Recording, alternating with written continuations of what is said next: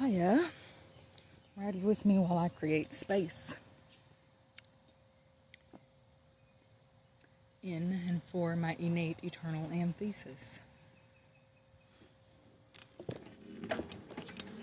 So I had an experience yesterday where, for one, the foster mother never calls. She's been a late sleeper to where she'll be up all night doing whatever she wants because, we got free will. And then she'll be like, 1 or 2 o'clock in the afternoon. I mean, she is almost 90. But then she will, the fact that she called me bright and early and was excited that, I forgot to mention.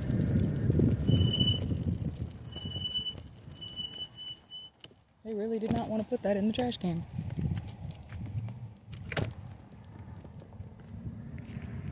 And I know that the thing picks it up like,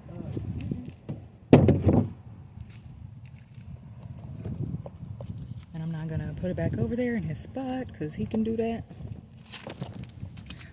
I just wanted to pick that up out the road. But anyhow, so they called me bright and early. And they're in the hometown where I was put in foster care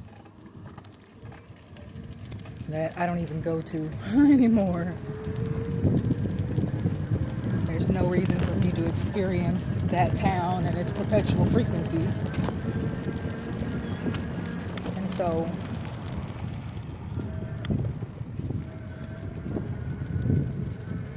when they called, they were like, so-and-so, this person that you knew in elementary school. And now the Julesy name was given, and then I adopted it. But my name is Jules. And now it's Jules Catherine Ashanti Radiance. And I go by Kitty J. And just because you choose perpetuation don't mean that I'm going to. So what had happened is they had chosen to send this really long message, and then I perpetuated, because I have conversations, I speak. I've had infinite beings shame me and being like, you don't use any punctuation, so I don't know what you're saying, and yet we don't punctuate when we speak. And it was just them saying, I am incapable of holding space for you. Please remove me from your existence.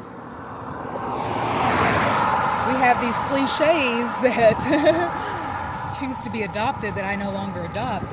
I'm always going to be, or folks will state, or I had stated in perpetuation, because I saw it somewhere. People will misunderstand you. No, actually they won't. People choose to see where they're capable of seeing from. And the fact that I had a whole conversation and all you can say is, ooh, handstands, thanks for the inspiration. Blocking out everything that I said means you cannot accept me for who and what I am as a multifaceted, ever-shifting, changing, infinite being. You expected me to still be that perpetual child whom you met, steeped in neurological shifting drugs, which they didn't do a great job because I'm here, whole and innate as I'm supposed to be. But I remember, and that was 4 seasons ago, I helped her stop poisoning her second youngest child. She was like, I don't know why he's projectile vomiting all the time. And within 2 days of me being there, while I was still feeding the child stuff from the industry, since I hadn't yet to get my food forest growing, he stopped projectile vomiting. And that was a very expansive experience. They also helped me remember that I am not going to have my children in the hospital, which innately I already knew this. I don't hospital. I don't get sick. I don't speak that into my reality, and I choose to create in transmutation so I'm not perpetuating things. Like the season that I'm on, I know infinite beings that don't got no teeth. There's a man down the street that was upset because I refused to exchange energy with him as I did before. 3 less children from then. now has missing, rotted out teeth. And that ain't no shame. You do what you do. I got all my teeth, which means that I'm choosing some type of transmutation over the taught perpetuation. They then looked me or text me innately in their chosen perpetuation and was like, if you were my woman, you wouldn't want for nothing. And I think that's the funniest thing, because they're still living in the exact same house. No working oven, hardly working outlets, trash piled up around the house, mold. If you can take a bath over here, if you clean up my mold infested space where I allow my children to be, because I'm too lazy to do it, because I'm choosing taught perpetuation. And they really stated, you wouldn't want for anything. So while I may care to have infinite beings to speak to, I don't need to speak to you in your perpetuation. The fact that you knew what your brother-in-law's family came from, and you still chose to have sexual relations and have a yet another child, acting like that's all you can do, and that ain't no shame. We're taught to birth children into this existence. We also know how not to have babies.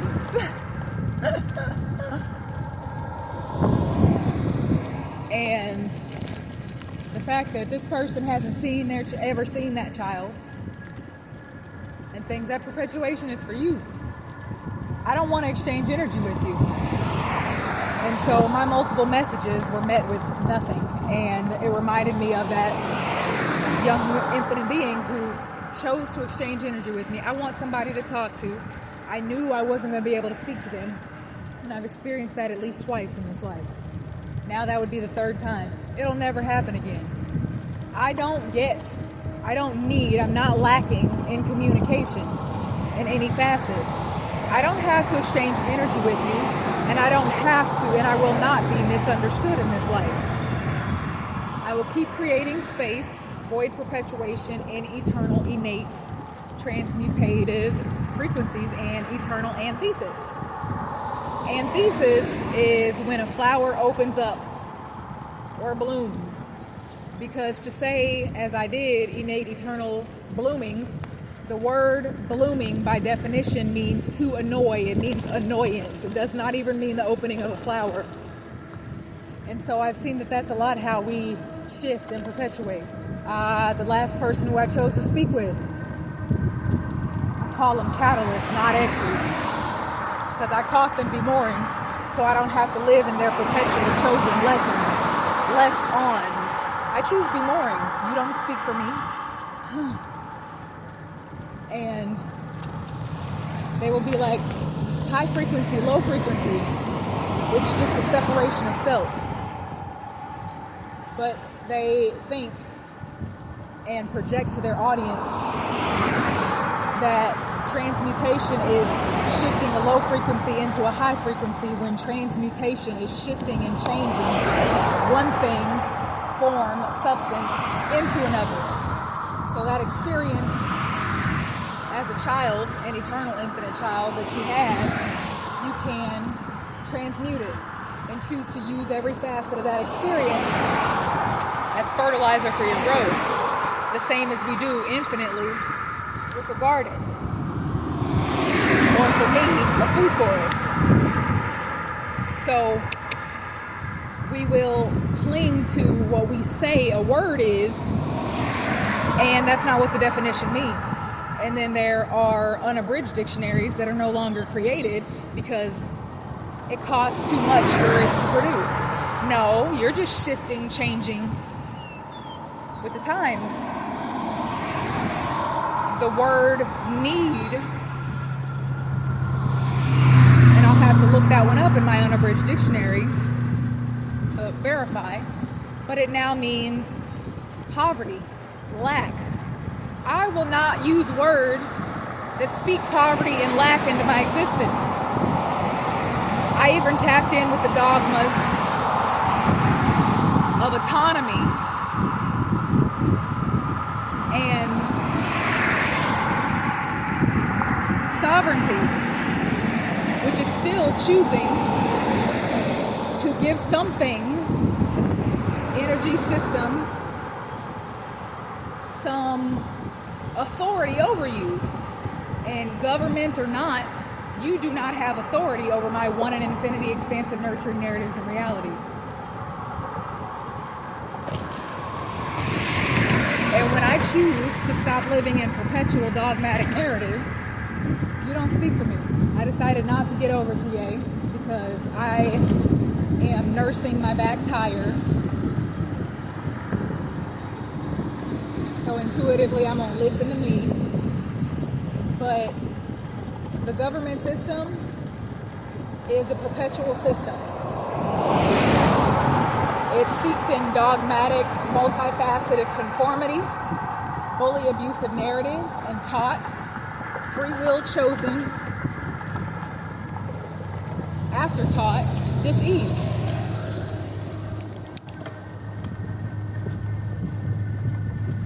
There is not one person external from me that I look up to or that I am inspired by. What I do is purposefully shift, changing innately with each season. Because the energy that birthed us all into this space created the gods and goddesses, which are the deities. And if you are choosing to live in perpetual frequencies of religion and dogma, of thinking that a person's skin creates more matter than that person's breath, you're choosing perpetual dogmatic dis-ease causing narratives. And that's not how I thrive, grow, shift, and expand innately.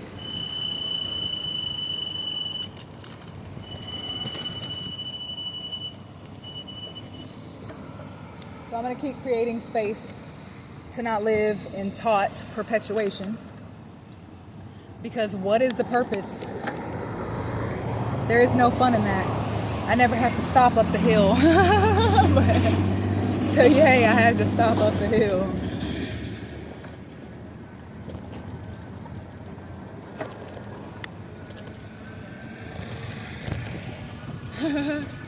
So I'm just grateful to allow people to sit where they do. I was a nanny for an infinite being. And now, instead of creating space for Eternal Antheses, this person pointed at me and said, "You are trying to make my child conform," and they had 3 fingers pointing at them. They weren't even talking to me about me. Their child is now 13 to 14, and in perpetuation looks exactly like them, swollen cells and everything, because they chose perpetuation instead of transmutation. And I am so grateful that I set myself free from that experience.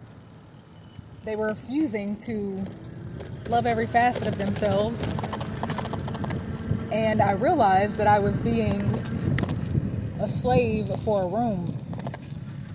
A nanny is an infinite being out of perpetuation and transmutation that nurtures a child in every facet. And instead of helping their child remember how to wipe, since they were in a perpetual frequency when they birthed that child, and some of those lessons they were teaching the child obviously fell off, and I was sharing a bathroom with the baby, they were like, instead of, accountability, teaching their child how to wipe, so they're not leaving poop-stained undies up in the bathroom where somebody else can see them. And then I was cleaning the bathroom, so if I wasn't cleaning the bathroom and you had other people, which they did, I wasn't making fun of the child, but they had a best friend who chose perpetuation also, who her and her son used that bathroom if they weren't using their bathroom. If the son always used the bathroom that the child had. And so do you think that boy wasn't going to make fun of that baby for having shit-stained underwear? But then I was supposedly gifted the ability to get out of that situation. And so that's the type of perpetuation that I just got myself out of with this person speaking to me from my past. I am not that child from elementary that you remember. I'm eternally more. I was somebody before, and I was taught to be somebody else in elementary school, and now I'm not them. I'm going to keep transmuting, keep eternally growing and expanding. I won't live in perpetuation. I won't restrict and harm my multifaceted multidimensional, multilingual, eternally limitless, infinite being, to sit in perpetuation with you and speak about things that do not interest or do not nurture me as a one in infinity, infinite being. I don't need or lack speaking and communication with anybody. I'm going to keep thriving. Adios, todzins, pa'alam, namaste. And we're going to keep adding to my goodbye list, because from the womb we are multilingual, infinite beings. And I'm creating space for my children to be their whole one in infinity, infinite being, and eternal infinite child self for all of existence. They will never have to claim the restrictive title of adult, choosing to do the mundane tasks that another being deems necessary for your life. How dare you?